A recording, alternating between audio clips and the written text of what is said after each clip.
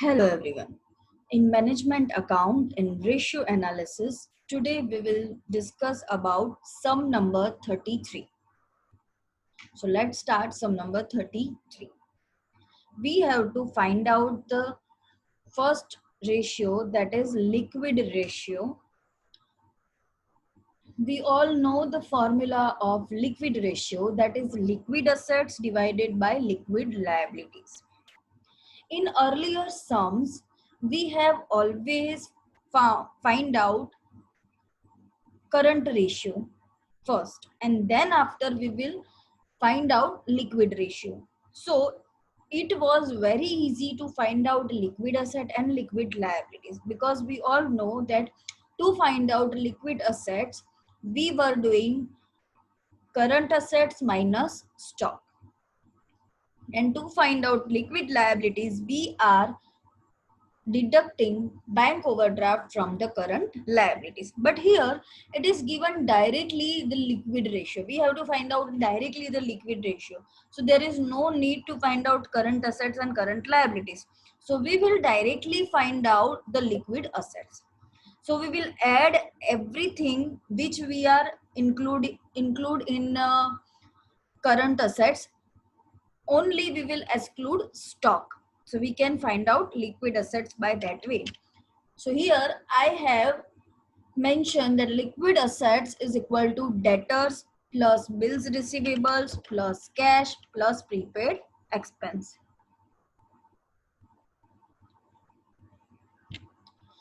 Okay, so here there are 2 years information is given. So in 2008, debtors are 52,000, bills receivables are 78,000, cash is 1,56,000, prepaid expenses 6,500. So we'll do the total, that will be 2,92,500. For 2009, debtors are 1,30,000, bills receivables 1,04,000, cash is 1,49,500, and prepaid expenses 6,500. So we'll do the total, that is 3,90,000.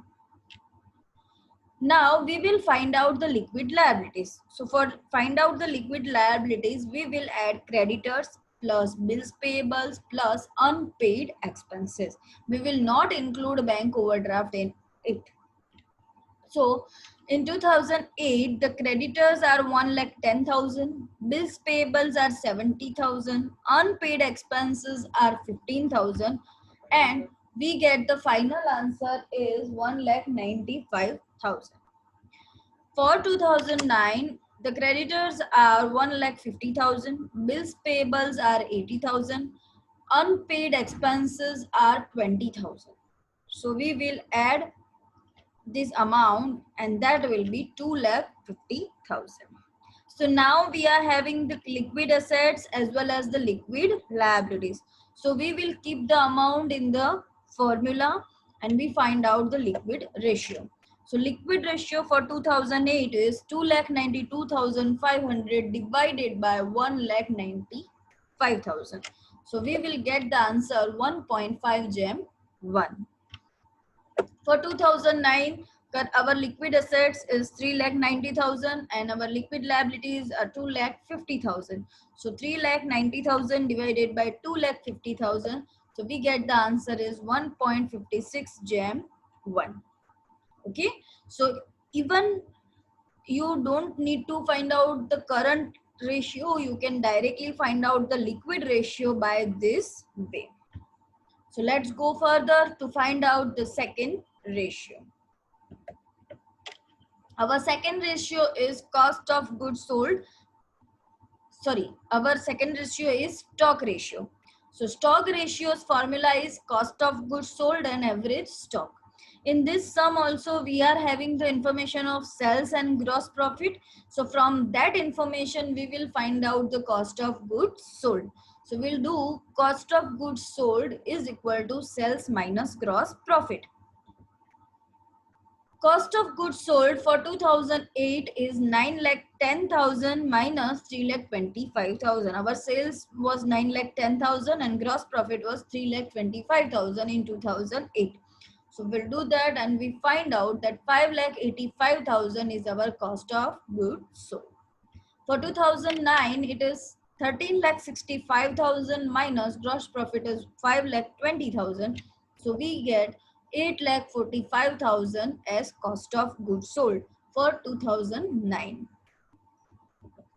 Now we have to find out the average stock, and we know to find out the average stock, we have the formula of opening stock plus closing stock divided by 2. So we have the opening stock for 2008 is 1,04,000 and closing stock is 1,30,000 divided by 2. So we get the answer 1,17,000. For 2009, our opening stock is 1,30,000 and closing stock is 1,56,000. Divided by 2, then we get 1,43,000 as average stock. So now we are having both the amount, cost of goods sold as well as average stock. So we keep the amount in the formula. For 2008, it is 5,85,000 divided by 1,17,000. So we get the answer 5 times. Our stock ratio is 5 times. In 2009, it is 8,45,000 divided by 1,43,000. So it will be 5.91 times. Okay. So stock ratio is over. Now we will find out the next ratio is net profit ratio. The formula for net profit ratio is net profit divided by sales into 100. So for that we have to find out the net profit, which is earning after interest and tax. And in this sum we are having the earning before interest and tax. So first we will write down earning before interest and tax, that is 2,08,000 in 2008 and 3,53,600 in 2009. Then we will minus debenture interest from it. We have the debenture of 2,60,000 of 10%. So we will deduct 26,000 each year from the earning. So we get the answer 1,82,000 and 3,72,600 respectively. Then we minus the tax rate, that is 50%. So we will do the 50% of 1,82,000, that is 91,000, and 3,72,600. 50% is 1,63,800. So we'll get the same answer as earning after interest and tax, because 50%, so it will divide 50-50. Okay. So now we are having the net profit. We are already having the sales value. So we will keep the value in the formula, that net profit ratio in 2008 is 91,000 divided by 9,10,000 into 100. So we get the answer 10%. In 2009, the value of net profit is 1,63,800 and sales is 13,65,000. So we'll divide 1,63,800 by 13,65,000 into 100. So we get 12% as net profit ratio. Okay. Whenever you are not having the profit after interest and tax, you can find out profit after interest and tax by this way. And even if you are having the profit after interest and tax and you want to find out the profit or earning before interest and tax, then you can go reverse like this way. You have to add taxation, then you have to add debenture interest, and then you get the earning before interest and tax. Okay. So this way you can find out the net profit ratio. Now we go to further ratio, and that is debtors ratio. So the formula for debtors ratio is debtors plus bills receivable divided by credit sale into days of the year. Here also we have to assume the credit sales, because it is 2 by 5.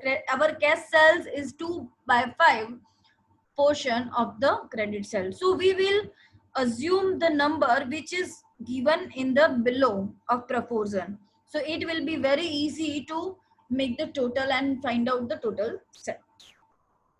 So we will assume that credit sales is 5. So cash cell will be 5 into 2, 2 by 5 is 2. So our total cell will be 5 plus 2, 7. Okay.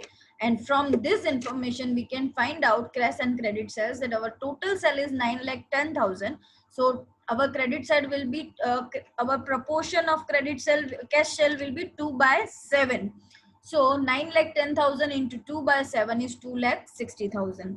Then our credit cell is 9,10,000 into 5 by 7, and that will be 6,50,000. Same way, we will find out the figures for 2009, that is cash shells is equal to 13,65,000 into 2 by 7 is equal to 3,90,000, and credit cells is equal to 13,65,000 into 5 by 7 is equal to 9,75,000. So now we are having the credit cells for both the years, so we can easily keep the value in the formula and find out the ratio. So for debtors ratio in 2008, our debtors are 52,000, bills receivables are 78,000, and credit sales we found 6,50,000. And our days of the year is 360 in this sum. So we get the answer is 72 days. To find out 2009's ratio, our debtors are 1,30,000, our bills receivables are 1,04,000, and our credit sale for 2009 is 9,75,000 into 360. Then we get the answer 86.4 days. Okay. So here our debtors ratio is clear. See, for debtors ratio, credit cell or cash cell, either they can give you for the in the form of percentage, that cash cell is 20% of total cell, or this way in the proportion, like cash cell is some proportion of credit cells or total cell. So you can find out in both the ways the credit cells, and then from the credit cells you can easily find out the debtors ratio. Then our next is debt equity ratio. So debt equity ratio's formula is long-term debts divided by proprietor's fund into 100. So here long-term debts is equal to debenture, and proprietor's fund is equal to share capital, reserves, and profit loss account. So in 2008, our share capital is 7 lakh, reserves are 2,40,000 plus profit and loss is 1 lakh. So we get the answer 10,40,000. Then in 2009, our share capital is 8 lakh, reserves are 3,70,000, and profit loss account is 2,60,000. So we have 14,30,000 as proprietor's fund. In 2008, we keep the amount that our debenture is of 2,60,000. So we divide 2,60,000 by 10,40,000 into 100. So we get 25%. For 2009, we divide 2,60,000 by 14,30,000 into 100. So we get 18.18%. Okay. So here we are having the debt equity ratio. And we go for the last ratio of this sum. Return on shareholders fund, that is formula for this is net profit divided by shareholders fund into 100. This table we have already made to find out the net profit ratio. Okay, so I will not explain again, but you can find out the net profit after interest and tax by this way. Even once you have found the earning after interest and tax, you don't have to make the table twice. You can easily pick up the net profit from that ratio. So it is not mandatory to make the table twice or thrice whenever it's needed. If you make once, it is enough. Return on shareholders fund 2008, our profit is 91,000, and shareholders fund also we have found in the last slide, that is 10,40,000 into 100. We have find out the here 10,40,000 and 14,30,000. So easily we can keep the figures in this formula. 91,000 divided by 10,40,000 into 100. So we get the answer 9.75%. Same way, in 2009, our profit is 1,63,800 divided by our shareholders fund is 14,30,000 into 100. So we get the answer 11.45. Here, shareholders fund means every shareholder, preference as well as equity. In this sum, preference shareholders are not there, but if preference shareholder are there, we have to add them also. Okay. So here almost every ratios formulas we have discussed, though you practice by yourself with the examples given in your book. And if you find any difficulties, please let me know from this chapter. Okay. Thank you.